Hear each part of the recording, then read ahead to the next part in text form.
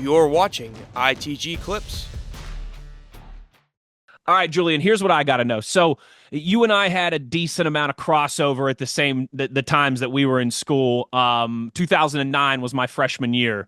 Okay. So, you're part of a group that is near and dear to my heart because you guys, it was my first 3 years were those last 3 years of the Big East, WVU's time in Mm. the Big East. You guys went 3-0 in the brawls those 3 years. Of course, the Tyler Bittenkurt walk-off, the slaughter of Pitt up at what was Heinz Field at the time, now Acrisure Stadium, and then the final Big East game where we had the comeback and you guys won 21-20, I believe it was. And that was the game, I think in particular, you and Bruce just, man, ran poor Tino Sinceri ragged. What did you guys have? Like close to a dozen sacks in that one. So just Teaser uh, alert.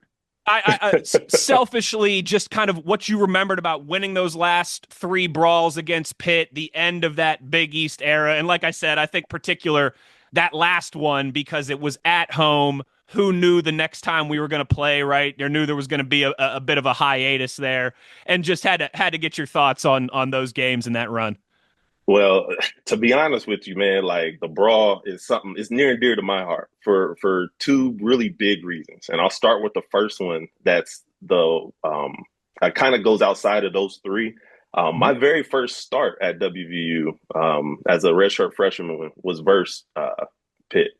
I think they still had LaShawn McCoy. I think we went and played up there. It was the year after the one game that we Mm-hmm. always say we don't talk about, but Mm-hmm. nonetheless, that was my first true start as a redshirt freshman, and from there, it kind of my career took off. Unfortunately, we didn't win that game, but nonetheless, like just being out there, my coach, Coach Kurlab, man, having enough, trust in me to go out there and try to play, as a young redshirt freshman was big. But, you move on to the next year where I'm actually like, all right, cool. I done got a taste of it. Like Mm-hmm. I'm in it. And, we go out there, they come to us. And at that point in time, it was like, well, shoot, they done got us the last two. So something's got to change. And at that particular time, I believe they were ranked top 10, I think, Yeah, at like that eighth or name. ninth. Yeah. Yeah. And so it was just like, all right, man, look, we owe y'all something because at this point, man, y'all not about to come in here and think it's going to be what it's going to be. So, that game in particular was really big, man. And for more so for the fact that the people who were on that team, particularly a lot of those older guys still, were around for that game a couple years before. And so it felt really good to get that win that night. Heck, I always loved playing what was it, Black Fridays or whatever, Yep. whenever Yep. we would play. Yeah. Like that was always awesome, man. Like, we're sitting there and it was probably the one time like throughout the year, like Thanksgiving was always my favorite holiday, but like during my times at WU, to be honest with you, man, I was only thinking about one thing only, and I was beating Pitt. So like that was kind of big during those times. So then you go into the next year, man.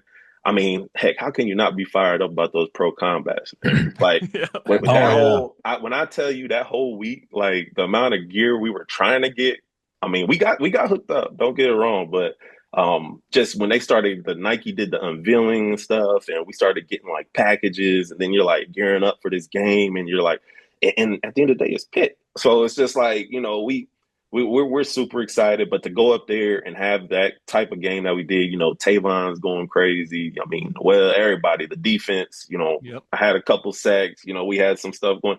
I mean, that was it's always a pleasure to go up there. And mind you, for me, like I said, my first start was up there. We didn't win. So I wanted to at least make sure I got a win up there. And nonetheless, it felt even more better just being able to do what we did. And then you go into the last one, and that's probably going to always be top maybe one or two games of my entire WVU career for multiple reasons. Obviously, the way the game played out, the season that we had, it was my senior year. That was senior night. Big thing was it was actually my birthday. Senior night, it was my birthday. And I go out there, and like you said, man, me and you, Bruce, the rest of the D line. You I guys mean, killed him. I tied the sack record for sacks in a game that night. I mean, it was amazing, man. And then walking off that field, there's an ESPN clip at the end of the game of me walking off the field, and I'm singing Country Roads, waving to the fans, man. Like, it's just kind of poetic, man. So, nonetheless, and that kind of started a rally of games we needed to win to go ahead and get into the bowl game that we ended up in. And you guys kind of know the history of that during that season. So it's just that rivalry, man, like it's near and dear to my heart. It'll always be a game that I'm always going to like root for, watch, no matter where I'm at, no matter what I'm doing, obviously, as an alumni. But shoot, just, heck, anytime it's Pit Week, man, I feel like I'm about to play. So that's how I feel. You know what's weird is I think a lot of us forget, like, that Nike Pro Combat, like that whole reveal. That's really when alternate uniforms in college football became huge. Yeah. Like before that, there really was, it was your home away. You maybe had another jersey, but that's when it really blew up. Those things were sexy. Let's be honest. Like, those are one of the best uniforms WVU's had. The only one I got for you, Julian, and I'll keep it kind of more modern, especially since I'm the recruiting guy. It'd be silly for me not to ask. What is West Virginia going to get in Jordan Walker? Okay, cool. To be honest with you, man, being around him last year, that kid, he is a type of player that wants to and looks to perfect his craft, tries to get better. He can run. He's skilled in the aspects that you want a safety or any kind of DB to have. But he's just a good kid, man. To be honest with you, he's like a really good kid, solid kid. I guess from a coaching standpoint, if I was telling another club, I'd be like, man, no issues, man. Just gonna go out there, play ball. He's gonna be in the right spot. Like, he really was a good kid, and I think just being up there with those guys, and being in that system, obviously, man, being in the weight room with Mike Joe and those guys, like, everything for that kid is probably going to wind up working out the way, he intended it to.